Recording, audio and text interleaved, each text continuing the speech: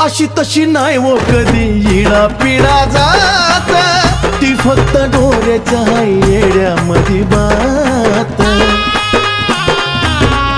अहो हा, अशी तशी नाही वो कधी इडा पिडा जात, ती फक्त डोऱ्याच्या येड्यामध्ये बात.